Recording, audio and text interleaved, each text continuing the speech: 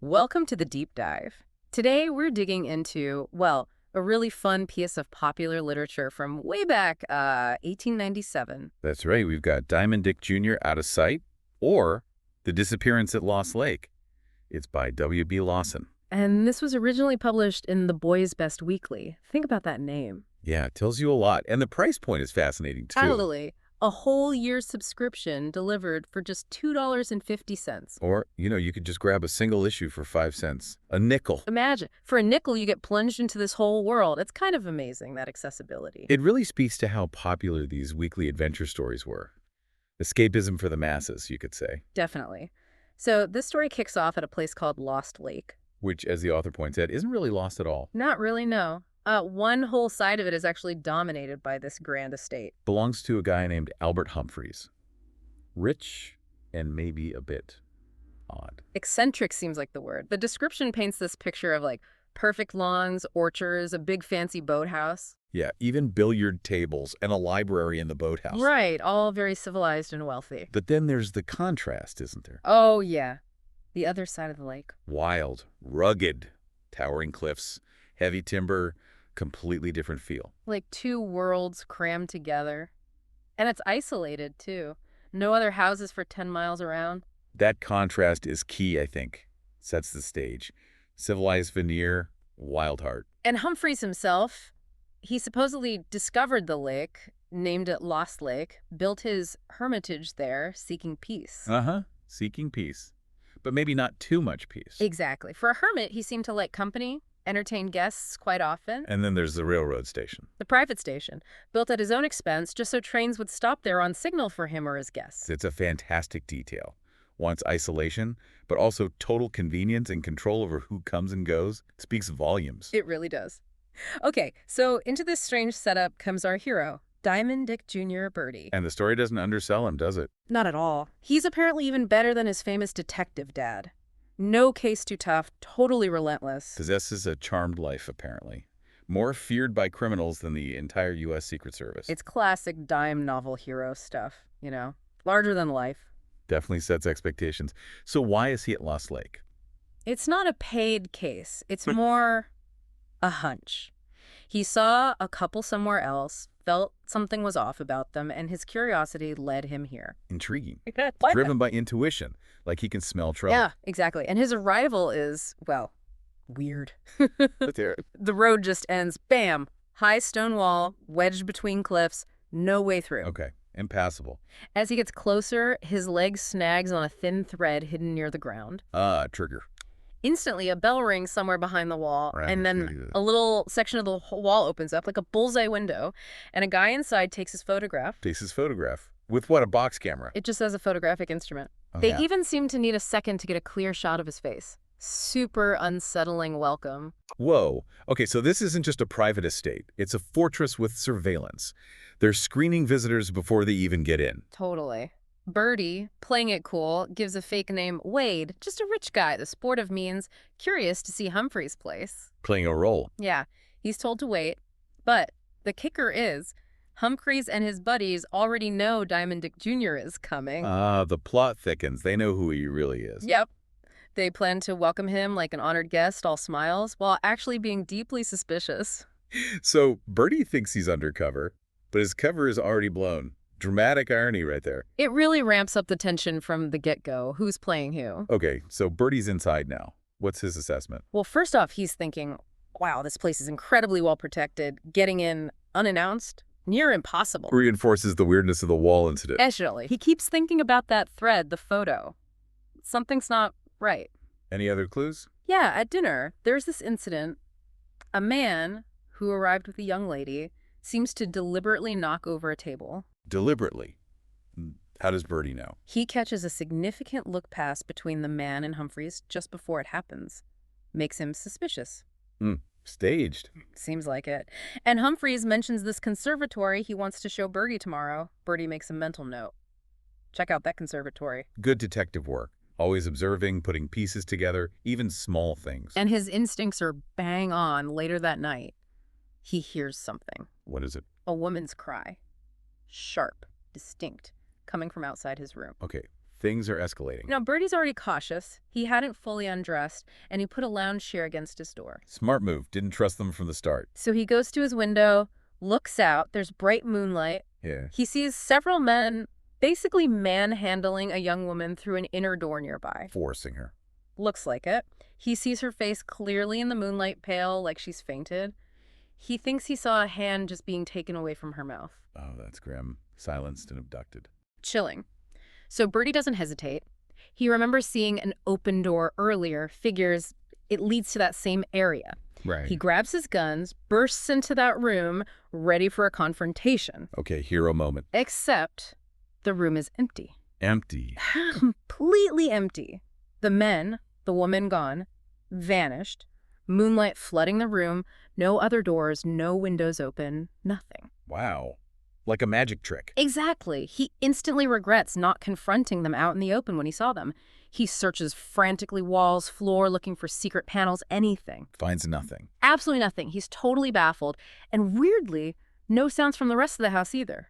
Silent. That's a seriously clever disappearance. Really ups the mystery. How do you just vanish from a locked room? Right. It's the core puzzle. Okay, so next morning, Bertie sneaks back to his room before dawn. Doesn't want anyone knowing he was prowling around. Exactly. Acts completely normal at breakfast with Humphreys. Listens hard, watches close. Any hints? Clues about last night? Not a sausage. Humphreys is smooth, but Bertie's determined. He thinks, I'll figure this out if it takes a year. Dedicated. After breakfast, Humphreys offers a tour. Mansion, grounds, including the boathouse. Ah, the boathouse. Right next to where he saw the woman being taken. Convenient. Very. And Bertie feels Humphreys watching him the whole time, like really watching him, trying to read him. A tense little dance they're doing. Cat and mouse. Until they get to the boathouse.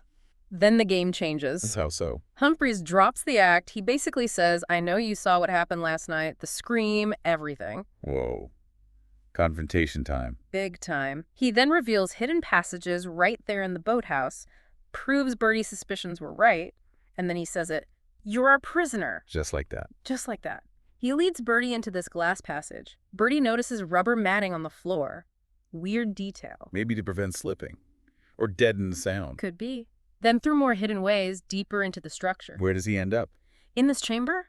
Completely surrounded by water. No way out visible. An underwater room. Seriously. Seems like it.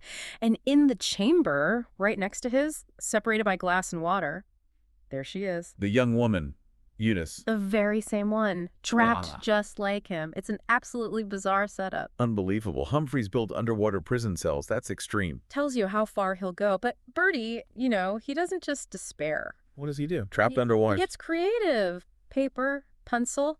They start passing notes through the water or maybe against the glass. Silent communication. Resourceful. He learns her name is Eunice Joyce. And then, even in this mess, there's this little A moment. moment. He writes, if I join you, will you give me a kiss? Huh. Seriously. Now. Yep. And she writes back quick as anything. Yes, 2 of them. Okay. Surprisingly charming amidst the danger. Shows some spirit, both of them. It gives them something personal to fight for, I guess. Right. A little spark. Okay, so while they're trapped, remember that wall? The entrance wall. Yeah. Help has arrived, or trying to. Bertie's friends. Handsome Harry, the Serpent of Siskiyou, no less, and his sidekick, the mascot, Hopwa. Great names. The Serpent of Siskiyou. And they talk, colorfully. Harry's yelling things like Gleory to Snakes and General Jackson. Hopwa has his own Pidgin English. Sounds like quite the pair. They try to get in, set off the bell, argue with the guy behind the touch hole, as they call the opening. Any luck? Nope. Harry even threatens the guy with a 100-pound Krupp howitzer he claims to have in his pocket. Uh-huh. Plausible. Totally. So that fails. They pretend to leave, planning to sneak around and find another way in. Loyal guys, though. Very determined. You can tell they're not giving up on Bertie. Adds a bit of humor, too, their style. Definitely. Yeah. And as they're scouting around, they run into someone else. Ooh, Blackberry, the ace of spades. another great name. There's a moment of suspicion, different dialects, looks, but then recognition. Joyful reunion. 3 allies together now. Okay, the cavalry is assembling. And Blackberry has news. He says Diamond Dick Jr. is out of sight. Echoing the title. Cryptic. What does he mean? He found a message. Bertie managed to write a note, put it in a bottle, actually. 2 bottles, duplicates, and threw them out of a fishing window in his cell. Message in a bottle. Classic. Yeah. And clever to send, too. Blackberry found them. The message explained the underwater prison. Brilliant thinking from Birdie, even when trapped. Amazing. So Yeah. now they know where he is. What's the plan? Rescue time.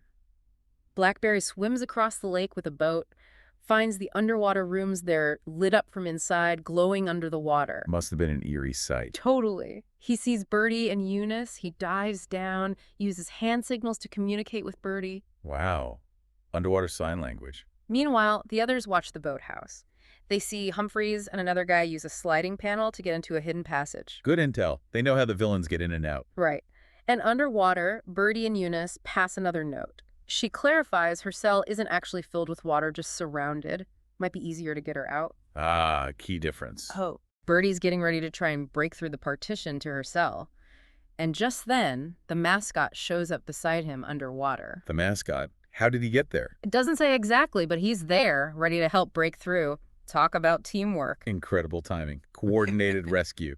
So Birdie and the mascot smash through the partition. Birdie reaches Eunice, embrace, and that promised kiss happens. Ah, okay. Nice little payoff there. Quick, back to the boathouse. Harry the Serpent has this tearful, joyful reunion with Birdie, his little partner. Introduces Blackberry. The gang's all back together. They find out Humphreys and his associate are back in the main house, in the library, having a meeting. Okay, villains cornered, maybe. Birdie decides, nope, I'm confronting them. Alone. Bold move.